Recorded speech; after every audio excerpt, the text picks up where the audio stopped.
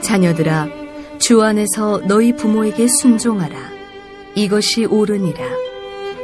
내 아버지와 어머니를 공경하라. 이것은 약속이 있는 첫 계명이니 이로써 네가 잘되고 땅에서 장수하리라. 또 아비들아, 너희 자녀를 노엽게 하지 말고 오직 주의 교훈과 훈계로 양육하라. 네, 여러분. 우리 한나회 또 우리 어르신들 또 이렇게 예쁜 카네이션을 달았죠, 그죠? 네, 안 달아도 예쁘신데 오늘 다시니까 더 예쁘시고 멋있으신 것 같습니다. 네, 여러분 이렇게 결혼하기 전에는 대부분 어떻습니까? 다 자기 자신을 위한 삶을 살죠. 또 부모가 마치 나를 위해 해주는 것이 그냥 당연한 것처럼 우리는 받아들이고 살아가는 것 같습니다. 그런데 막상 또 결혼해 보니까 또 어때요? 그때는 이제 나를 위해서 사는 게 아니라 자녀들을 위해서 살아가게 되는 그 모습들을 보게 됩니다. 자기 자신을 위한 삶이었다가 이제는 어느 순간 자녀들을 위한 그런 삶으로 바뀌어가는 모습들을 보게 됩니다. 그러면서 어떤 마음이 들어요? 항상 부모로서 뭔가 부족하고 미안하고 좀 더 잘 해주지 못하는 그런 마음들 때문에 속상해하는 그런 모습들이 되어가는 게 바로 우리의 삶이고, 또한 나 혼자 살았던 삶에서 가정을 갖고 또 아이를 낳은 그런 후의 삶의 모습들이 이렇게 자연스럽게 변해가는 것 같습니다. 오늘 잠깐 우리 어버이 주일인데요. 영상을 잠깐 더 보고 우리 같이 말씀을 좀 나누면 좋겠는데요. 총선이 아빠, 진영이 아빠. 항상 미안해요, 걔한테는.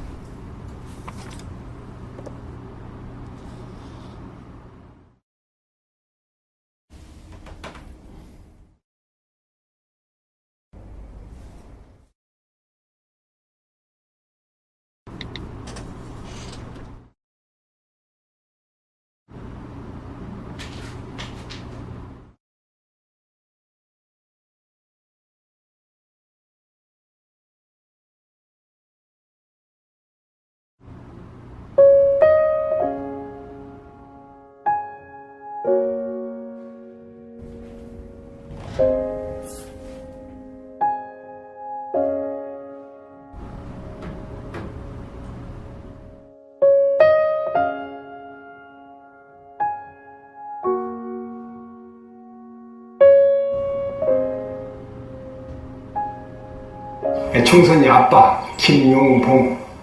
난 신왕철 아빠, 신현기. 이영근입니다. 큰아들이. 저 영우 아버지 되는 사람입니다. 조유섭 아빠. 진영이 아빠. 성함은 김성복. 생각나지요. 그 아들, 딸 만나다가 아들 가졌는데 요번에도 딸이 못할까 했는데 네 엄마, 아빠, 동생한테 신경 써주고 고맙고. 부모로서 이렇게 뭔가를 충분하게 해줘야 되는데 그런 것도 못 해주고 그래서 참 마음이 아픕니다. 아들이라는 것은 어느 누가 바꿀 수도 없는 것이고 크게 뭐 도와주지도 못했고 했는데 그들이 알아서 잘 커가지고. 계속 부족한 게 부모 마음 아닐까요? 죽는 순간까지. 제가 그런 마음으로 살고 있어요. 계속 부족한 거예요. 너무 엄하게 했던 게 그게 좀 미안하다. 미안해.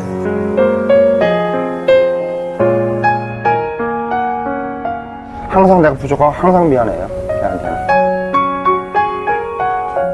미안하다 참. 모든 것이 부족하고 못 가르치고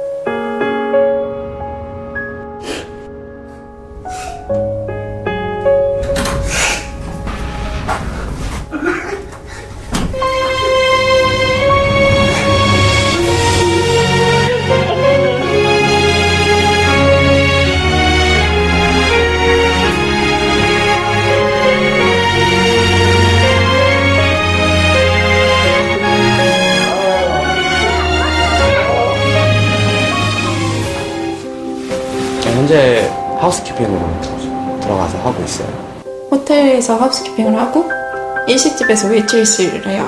정신적으로 힘든 면도 분명히 있어요. 내가 여기까지 와서 왜 이걸 하고 있지 이런 것도 분명히 있고 안 된다. 그래서 참다 제가 막 울면서 좀 이렇게 매달렸어요. 사정을 했지. 저희 어머님도 취업을 바로 했었고 저는 지금 안 가면 진짜 제 꿈이 다 무너질 것 같은 거예요. 그래서 대견하기도 하지만 어찌 보면 좀 냉정한 것 같고 지만 아는 것 같아서 좀 서운할 때가 많아요. 그래도 더 늦기 전에 한번 제 인생을 알아보고 싶어서 왔어요. 일할 때 보면 가족들이랑 밥 먹으러 오잖아요. 그러면 그리워요. 같이 밥 먹고 싶어요. 먹고 싶은 거는 한국에서 다 먹고 뭐 엄마가 맛있는 것도 해주고 막 이랬었는데 그게 안 되니까 먹을 때 걔 겉절이를 좋아해요. 겉절이 이렇게 담으면 걔 생각이 나는 거야. 같이 앉아있는 상이 되게 그리우니까.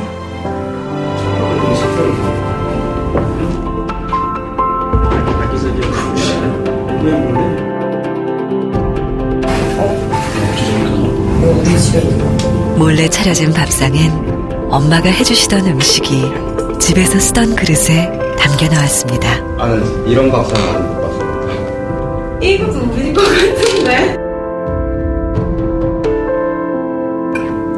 진짜 이거 내 건데?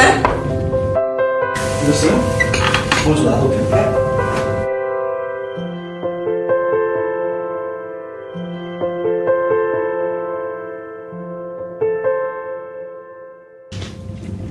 그리고 그 순간 네? 예, 들어오세요. 네. 진아 엄마.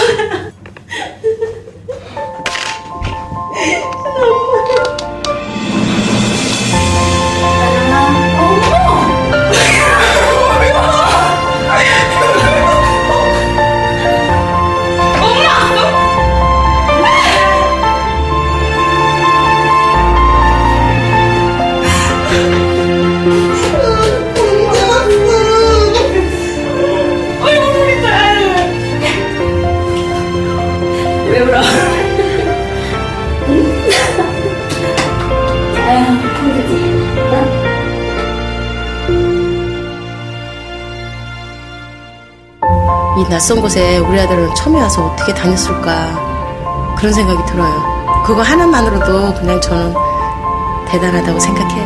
네. 뭐 잘하고 있어서 또 고맙고 우리 딸이 또 대견해. 당당한 모습으로 정말 우리 딸 대견하다 그 정도로 해가지고 왔으면 엄마는 그 이상 꿈을 사랑한다 우리 딸.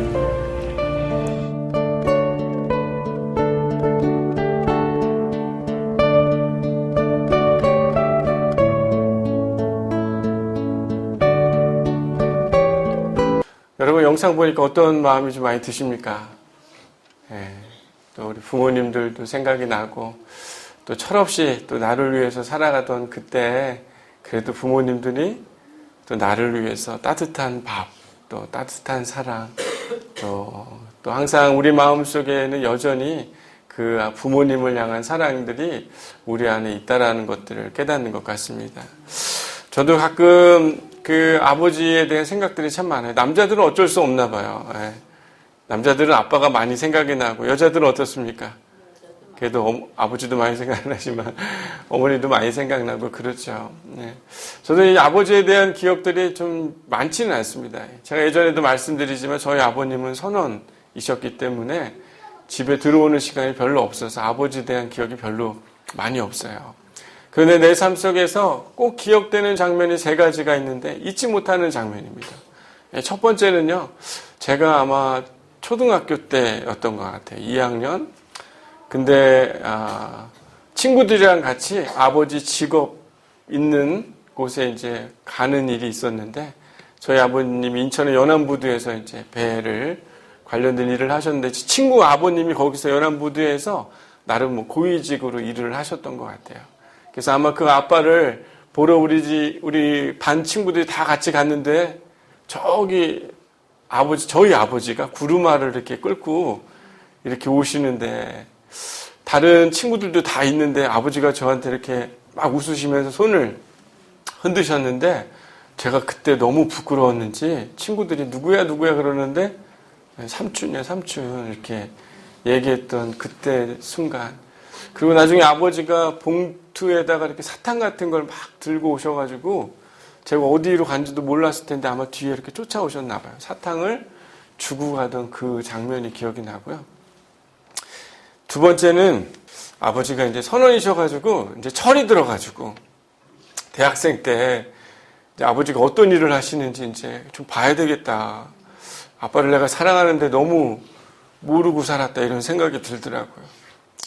그래서 아버지가 일하시는 배에 제가 그날 갔습니다. 갔는데 아주 작은 배였는데 그 배를 타시고 한 달 동안 이렇게 바다에 나가서 생활하는 그것들을 상상하게 됐는데 그날 밤 제가 그 배에 앉아가지고 갈 수 없는 그런 밑에 이제 선원들이 자는 그 방에 앉아 있는데 배가 이렇게 막 출렁출렁이고 잠을 거의 못 이루고 멀미가 나고 하는 그런 곳이었었어요. 그래서 그 밤에 그 어두운 공간에 하루 자고 아빠랑 같이 있었던 그게 기억이 나고요. 세 번째는 아버지 이제 납골당에 이렇게 모시면서 그 마지막에 아버지 유골을 이제 납골당에 넣는 그 장면이 제 인생에 많이 기억이 납니다. 미안하기도 하고 또 사랑한다라고 이렇게 말을 많이 못했던 게 아직도 마음속에 많이 걸리더라고요. 설교를 준비하면서도 야 예전에는 이렇게 그 어버이 주일 설교하면 눈물이 안 났는데 와 이번에는 왜 이렇게 눈물이 날까 이런 생각이 많이 들더라고요. 생각해보니까 이제 좀 철이 좀 들었나 봅니다. 가끔 우리의 삶에 이렇게 소중하다고 생각하는 것들이 있지 않습니까? 그죠? 가끔 이렇게 내 중심적인 삶을 살다가 무엇인가 이렇게 소중하게 되면 자연스럽게 그 상대나 물건이나 그것에 대해서 애착이 가고 나름대로 대하는 태도들이 좀 달라지는 것 같습니다.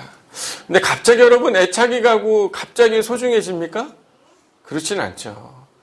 여러분들 뭔가 그 애착이 가는 물건이나 사람에게 뭔가 특별한 기억이 생겼거나 특별한 의미들이 내 안에 있다라는 것이 내 마음에 자리 잡았기 때문에 그것에 대한 소중한 애착과 또 그것을 더욱더 아끼고 싶어하는 마음들이 우리의 삶에 일어나는 것 아니겠습니까? 여러분 참 재미난 건요. 사람들이랑 다 친하다고 해서 친해질까요? 그렇진 않죠. 우리 옆에 있는 분들 보면서 이렇게 인사하면 좋겠어요. 저는 그래도 친합니다. 인사 좀 해볼까요? 네. 다들 그냥 눈물 닦고 계시느라 그냥 그죠? 네. 실제로 이렇게 사람들 우리 교회에서도 보면 사람들이랑 이렇게 친하다고 하지만 막상 한 주 지나면 또 어색함이 있어요, 없어요? 있기도 하고 친한 것 같지만 이렇게 막 가슴 깊이 친한 느낌이 별로 없는 경우들이 많이 있습니다. 근데 재미난 건요. 왜 이렇게 우리는 가까이 있고 또 소중한 사람이라고 느끼는데 왜 우리는 더 친밀한 느낌이 없을까? 이런 건요. 마치 이런 결정적인 뭔가 그 두 사람과의 만남이 없기 때문에 그런 것이에요. 결정적인 그 사람과의 추억이 될 만한 뭔가 만남이 없기 때문에 기억 속에 그 친밀한 마음이 별로 없는 겁니다. 여러분 왜 남자들이 밖에 나가서 술 마시면 왜 친해질까요? 잘 모르는 사람들끼리. 속마음을 털어놓기도 하고. 네. 여러분들 술 드시는 분들 빨리 얘기해.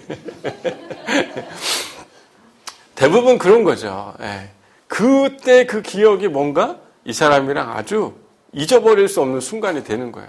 부어라 마셔라 취하면서 저희 필름이 끊기고 온 세상의 모든 바닥이 내 바닥 같고 막 이런 그때의 모습들이 서로 기억에 남으면 친해질 수밖에 없는 것이겠죠. 그것처럼요, 뭔가 우리의 삶에 애착이 가고 소중한 건 그만큼 특별한 경험이 있기 때문에 그때 우리는 아주 소중하고 그것에 대한 애착을 갖는 것 같습니다. 생각해 보면요, 저도 저희 부모님하고 많은 애착과 소중한 기억들이 없었지만 아마 잊지 못할 만한 그런 특별한 그 시간과 순간들을 내가 기억하기에 그 아버지에 대한 사랑이 남다르고 또한 변화되고 또한 그게 사랑이라는 걸 더 깊이 깨달아가는 것이 아닐까 이런 생각이 듭니다. 여러분, 특별히 하나님과의 관계도 그런 것 같아요. 그렇지 않습니까? 하나님도 내가 사랑하고 하나님이랑 친한 것 같지만 뭔가 특별한 이런 결정적인 만남이 없으면 왠지 어때요?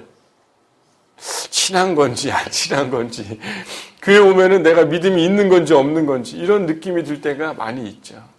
특별히 여러분, 하나님과 그런 결정적인 만남들이 있게 되기를 소망합니다. 특별히 여러분, 사랑하는 부모님들과의 관계에서도요, 그런 결정적인 만남, 만약에 그런 결정적인 만남을 잘 모르고 기억을 못한다 할지라도요, 지금도 늦지 않은 것 같습니다. 부모님들이 계신다면 지금이라도 그런 특별한 의미 있고 잊어버릴 수 없는 만남들이 있다면 분명히 하나님이 우리 안에 주신 그 가족 안에서 발견해야 될 그 사랑을 우리가 깨닫게 될 줄 믿습니다. 오늘 본문 에베소서 6장 말씀, 바울이여 에베소 교회에게 이야기했던 내용입니다. 특별히 가정에 대한 이야기를 하고 있어요. 특별히 하나님이 여러분 사랑하는 부모님과 자녀들을 귀한 선물로 줬다고 저는 믿습니다. 여러분 생각해보면 이런 인연이 있겠어요? 불교에서나 다른 타종교에서 얘기할 때 이런 만남이라는 게 어떤 만남이에요? 원수들의 만남입니까? 그게 아니라 아주 누군가하고는 너무나 다른 특별한 그런 만남 아니겠어요? 하나님께서요, 특별히 이런 부모와 자녀의 관계를 이렇게 만나도록 하신 건요, 다 하나님의 뜻이 있고 하나님의 은혜인 줄 믿습니다. 우리가 정말 더 부모님과 이 자녀 간의 관계가 애착이 깊어지고 서로를 사랑하는 마음들이 더 많아지게 될 때 우리의 삶은 형통하고 또한 축복의 인생이 될 것이라고 오늘 바울이 에베소 교회에 가르쳐주고 있는 것이죠. 여러분 6장 1절 보면 어떻게 나와 있습니까? 자녀들아 주 안에서 너희 부모에게 어떻게 하라? 순종하라. 이것이 어떻다? 옳은 것이다. 이렇게 얘기를 합니다. 여기서 순종이라는 건요, 히파쿠오로라고 해서 아래에서 듣다. 아래에서 내가 그 어른의 이야기를, 위의 어른의 이야기를 듣는다. 이런 이야기입니다. 겸손하게 내가 낮춰서 부모님의 말씀을 듣겠습니다. 라는 것이 바로 순종의 의미인 것이에요. 근데 재미난 건요, 이걸 명령이라고 바울이 오늘 이야기를 하고 있어요. 명령이다. 선택의 여지가 있다 없다? 없다. 이것이 옳으니라. 이렇게 바울이 이야기한 건요, 이것이 분명히 선택의 여지가 있는 게 아니라 너희가 분명히 그렇게 지키고 해야 된다라고 이야기를 하고 있습니다. 공동번역 성경에서는요, 이 본문의 이야기를 사람으로서 마땅히 해야 할 일이다, 옳은 일이다 라고 이렇게 또 다르게 성경을 해석을 하고 있는데요. 여기서 옳다는 건 디카이오스라는 단어, 의롭다라는 그런 단어하고 상당히 관련이 깊습니다. 쉽게 생각하면 부모에게 순종하는 것이 의로운 일이다, 가치 있는 일이다 라고 이렇게 이야기를 할 수 있는 것이에요.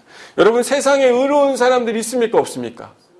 의로운 의인 뭐 이런 얘기 많이 듣잖아요. 여러분 의롭다라는 것이 뭐예요? 지난주에 설교도 얘기했지만 요셉이 의로운 사람이었다고 이야기했죠. 그것이 자기가 문제가 되고 어려움이 될 수 있지만 오히려 그것에 대해서 타인을 생각하고 타인을 위해서 섬길 줄 알고, 여러분 이 시대의 의인이라고 하는 사람들의 삶을 대다수를 되돌아보면 어때요? 자기를 위해서 삽니까? 그런 사람은 의인이라고 하지 않죠. 의인이라고 하는 사람은 마치 아프리카에 가서 물이 없는 부족에게 우물을 만들어준다든지, 아니면 정말 이 세상에 있는 사람들의, 집이 없는 사람들의 집을 지어주기 위해서 건축을 하는 사람이든지, 아니면 그렇게 큰 일을 아니라 할지라도 여러분 지나가다가 심장마비로 갑자기 쓰러진 그 사람들을 마치 응급조치를 해주는 사람들을 향해서 우리는 뭐라고 부릅니까? 의인이라고 부르잖아요. 그러니까 이 의인이라는 단어 자체가 나를 위해서 사는 사람이 아니라 누구를 위해 사는 사람? 가까이 있는 누군가를 돌봐야 되는 그 사람, 타인을 위해서 살아가는 그 삶이 의인이라고 우리는 인식하고 있지 않습니까? 여러분, 특별히요, 우리는 이 삶 속에 수많은 의인들과 같이 살아가는 것 같아요. 자신보다 타인을 위해 선행과 옳은 일을 위해 살아가는 그 수많은 사람, 바로 누구입니까? 저는 부모님이라고 생각해요. 생각해보면 오늘 아까 영상에도 나와 있듯이 부모님들 마음이 어때요? 항상 자녀들을 위해서 뭔가 더 해주고 싶고. 밥 어때요? 아까 그 여자 나온 학생들이 대부분 다 호주에서 공부도 하고 일도 하고 바쁘게 열심히 살아가는 사람들이에요. 부모가 그걸 보면서 안타깝기도 하지만 마치 자기들 인생처럼 살아가는 것 같지만 마음속에 어떤 마음이 있는 거예요? 밥이라도 더 챙겨주고 먹여주고 싶은 마음들이 있는 것처럼 부모님들의 마음이라는 것이 어떤 것입니까? 항상 내가 아니라 누구를 위해 향해 있어요? 자식들과 자녀들을 위해 있는 그 부모님의 마음을 볼 때 저는 이 시대의 진정한 영웅과 진정한 의인은 바로 우리의 부모가 아닐까, 사랑하는 엄마 아빠가 아닐까, 이런 생각이 듭니다. 영상을 보면서 저도 눈물이 계속 나더라고요. 요즘에 하준이를 이렇게 키우면서 얼마나 예쁜지 모르겠어요. 그러면서 하준이한테 내가 언제 사랑한다고 얘기했을까? 나왔던 영상처럼 하준이가 좋아하는 게 뭘까?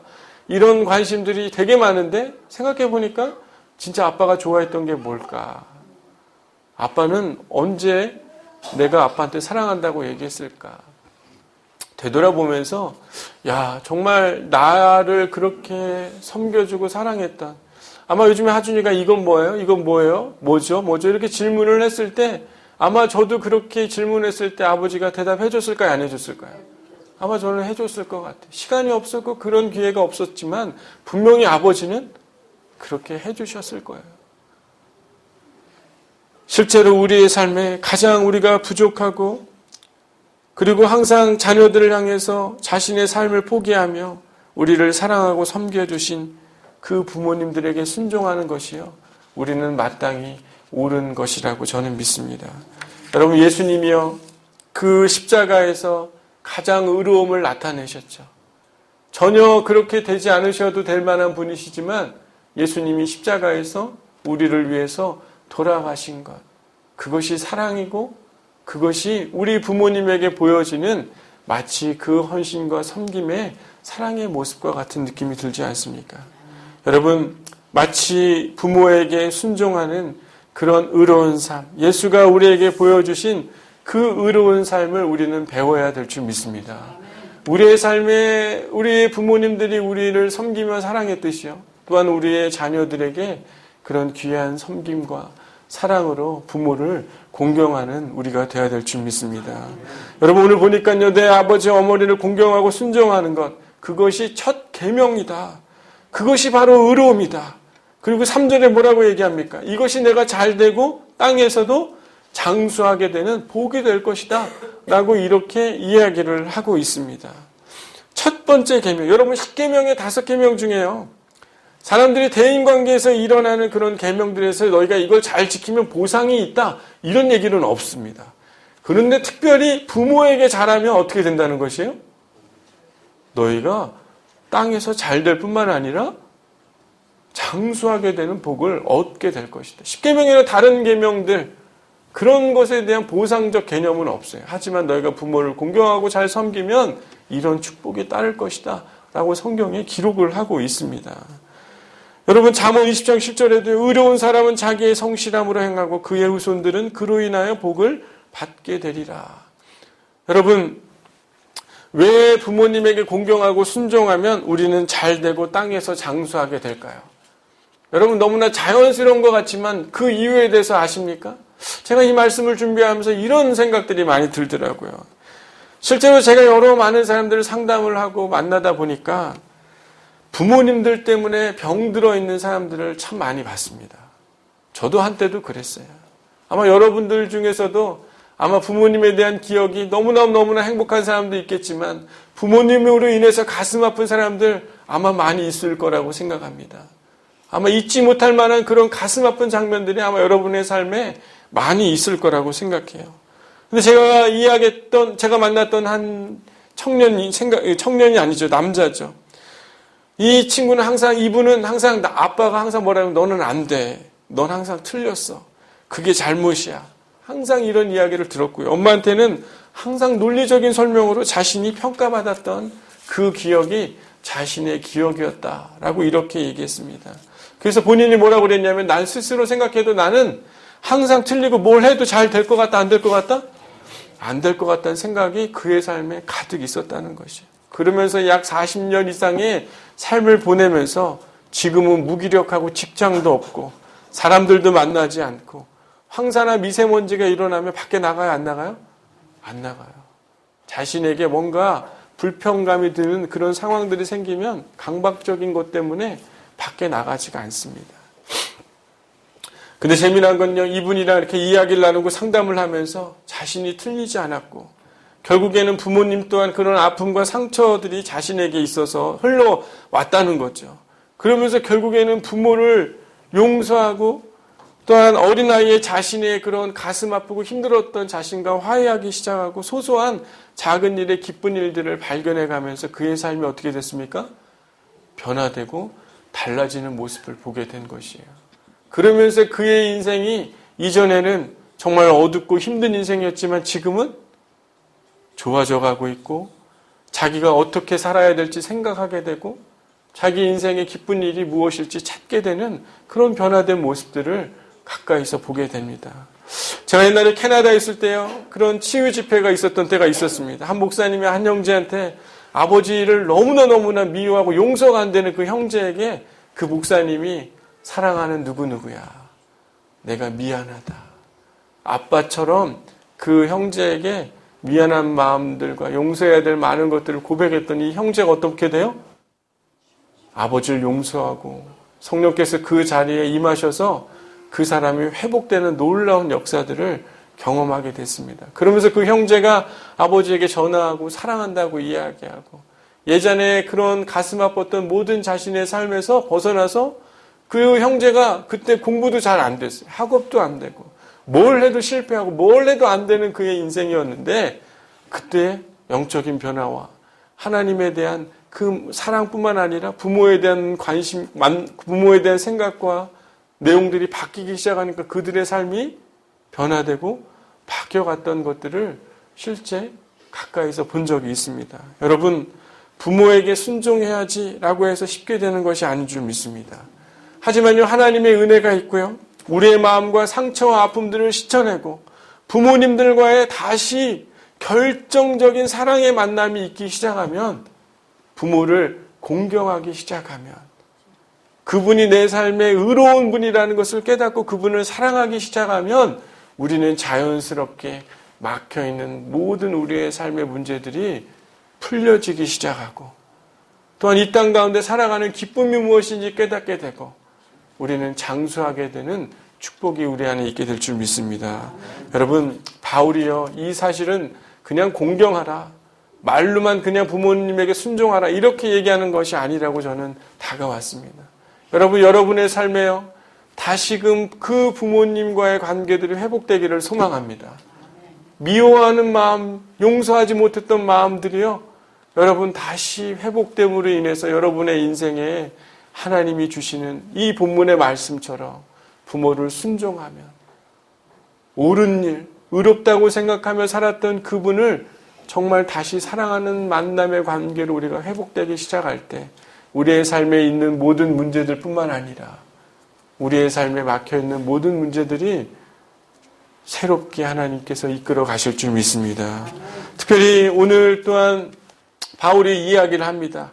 부모님들에게 또한 이야기하고 있어요. 자녀들에게 어떻게 하라고 이야기하고 있습니까? 노엽게 하지 말고 오직 주의 교훈과 훈계로 아이들을 양육하라, 이렇게 얘기를 하고 있습니다. 노엽게 하다는 건요, 마치 안달나게 약을 올리다 이런 단어를 쓰고 있어요. 이유 없이 자녀한테 화내는 경우들이 있습니까, 없습니까? 있죠. 생각해보면 다 이유가 있죠. 왜 화를 내고 왜 혼내고 왜 그럽니까? 내가 힘들고 화가 나고 내가 불편하니까 가장 힘없는 누구한테 화내는 거예요? 아이들한테 화를 내는 것이죠. 하지만 바울이 뭐라고 얘기합니까? 그것이 옳다, 옳지 못하다? 옳지 못하다. 노엽게 하지 말고 오직 주의 교훈과 훈계로 양육하라고 이렇게 이야기를 하고 있습니다. 실제로 사람들과 타인의 감정과 마음을 헤아리는 것, 이건 정말 사랑에서부터 저는 시작되는 것 같아요. 관심에서부터 시작하는 것 같습니다. 남을 배려하고 남을 사랑하는 건요, 그만큼 그 마음 안에 사랑과 관심의 경험과 그것을 아는 사람이 그렇게 하는 것 같아요.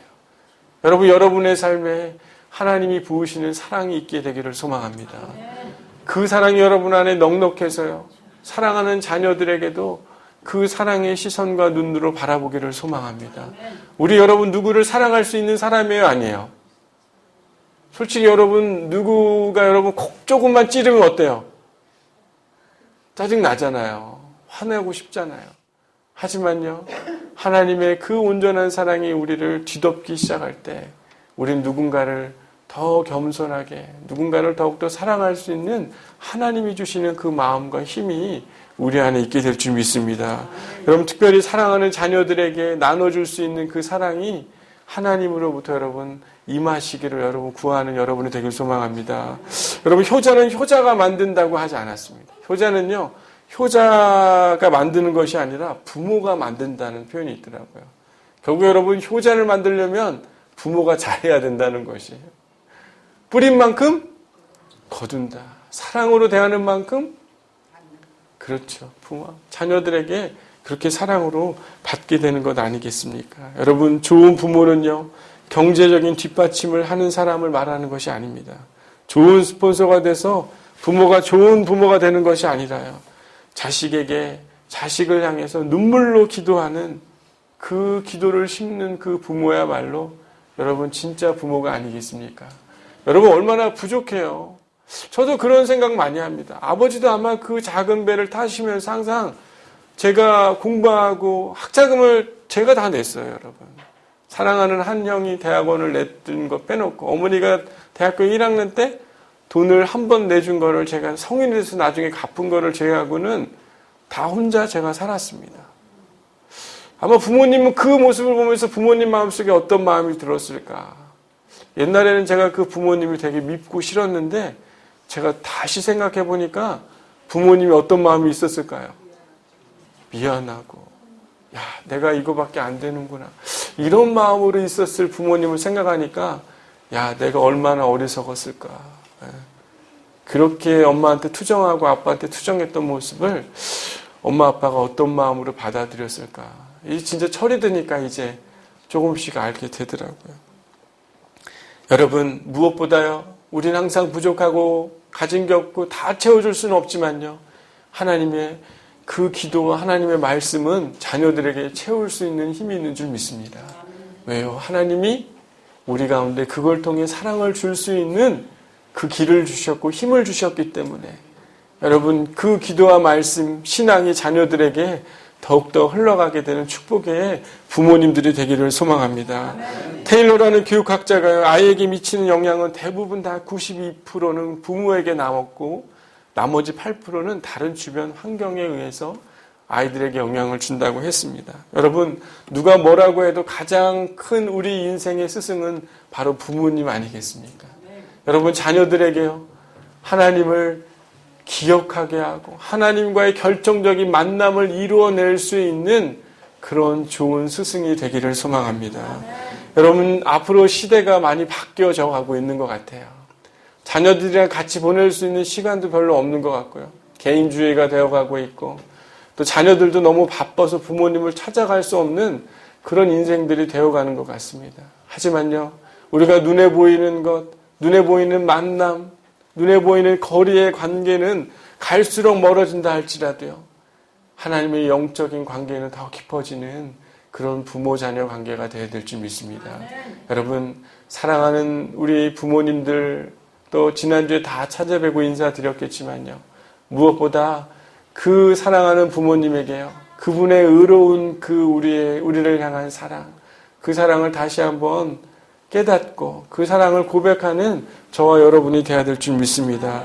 또한 부모로서 우리가 그분과의 관계가 다시 사랑으로 회복될 때요, 오늘 바울이 이야기한 것처럼 여러분의 안 되고 뭔가 해결되지 않는 인생이 하나님이 주시는 그런 은혜로 풀려지는 축복이 있게 될 줄 여러분 깨달으시고 하나님과의 결정적인 만남이 있었던 것처럼요.